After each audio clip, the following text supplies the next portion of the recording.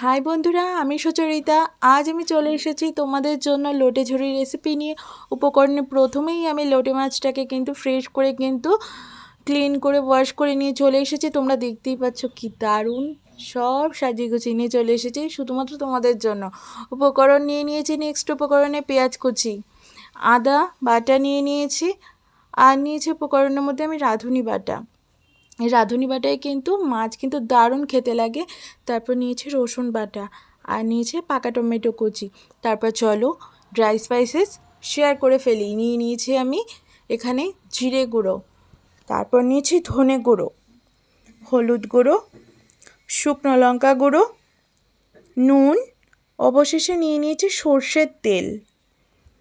তো এই যৎসামান্য উপকরণ দিয়ে কিন্তু সম্পূর্ণ রেসিপিটা তোমাদের সঙ্গে শেয়ার করে ফেলবো। তো এই গরমের মধ্যে কী খাবে করে ডিশ খুঁজে পাচ্ছ না, তো অনায়াসে কিন্তু এই মাছের রেসিপিটা আর সঙ্গে কিন্তু একটা টক ডাল করে ফেলো। লাঞ্চটা কিন্তু অসাধারণ মেলবন্ধন কিন্তু তৈরি করবে। তো সিম্পল কিছু জিনিস কিন্তু খেতে কিন্তু খুবই টেস্টি, তো অনায়াসে কিন্তু ট্রাই করতে পারো। আর অবশেষে নিয়ে নিয়েছি কালো জিরে, তারপর পরিমাণ মতো সর্ষের তেল অ্যাড করে দিয়েছে কড়াতে। তার মধ্যে আমি পেঁয়াজ কুচি আর কালো জিরেটা কিন্তু ফোড়নে অ্যাড করেছি। তো পেঁয়াজটাকে ভালো করে ভাজা করে নেবো, পেঁয়াজের থেকে সম্পূর্ণ কাঁচা ভাবটা কেটে আসবে। তারপর কিন্তু আমি চলে যাব কিন্তু রান্নার নেক্সট ধাপে।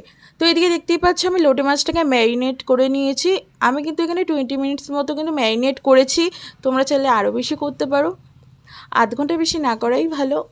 তো এখানে আমি অ্যাড করেছি ম্যারিনেশনের মধ্যে নুন, হলুদ, শুকনো লঙ্কা গুঁড়ো, জিরে গুঁড়ো, ধনে গুঁড়ো, আর আমি অ্যাড করে দিয়েছি এখানে আদা বাটা, রসুন বাটা আর রাঁধুনি বাটা।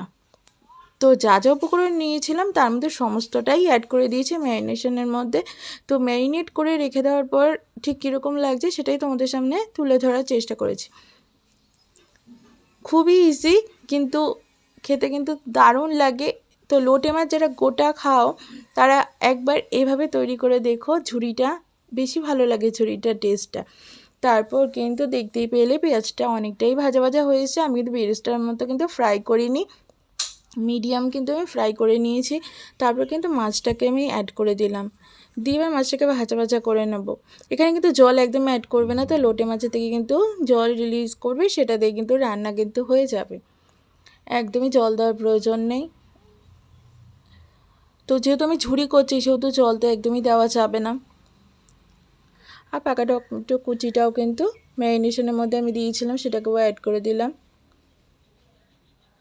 দিয়ে ভালো করে নেড়ে চেড়ে নিচ্ছি। তো গরম ধোয়া ভাতে কিন্তু লোটে মাছের ঝুড়ি অনবদ্য কিন্তু একটা স্বাদ দিতে সাহায্য করবে। তোমরা চাইলে কিন্তু এই রেসিপিটা যে কোনো দিন লাঞ্চে ট্রাই করে ফেলতে পারো, খেতে কিন্তু দারুণ লাগবে। দেখতেই পাচ্ছ কতটা জল বেরিয়ে এসেছে। আমি কিন্তু স্ট্যান্ডিং মোডে কিন্তু আধ ঘন্টা থেকে কিন্তু 45 মিনিট মতো কিন্তু রেখে দিয়েছি। তারপর কিন্তু রান্নাটাকে নামিয়ে নিয়েছি। দেখতেই পাচ্ছ আমি খুন্তি দিয়ে নেড়েচেড়ে কিন্তু সম্পূর্ণ মাছগুলোকে কিন্তু ভেঙে দিচ্ছি। যেহেতু আমি ঝুড়ি করছি সেহেতু কিন্তু গোটা কিন্তু রাখবো না। তো গোটা লোটে কিন্তু রান্না করছি না, ঝুড়ি করছি, সেহেতু কিন্তু এইভাবেই কিন্তু তোমরা করার চেষ্টা করবে, তাহলে কিন্তু আমার মতো খুব সহজেই ঝুড়ি কিন্তু তৈরি করে নিতে পারবে। আর লোটের ঝুড়ি কিন্তু খেতে কিন্তু গোটা লোটের থেকেও দারুণ লাগে।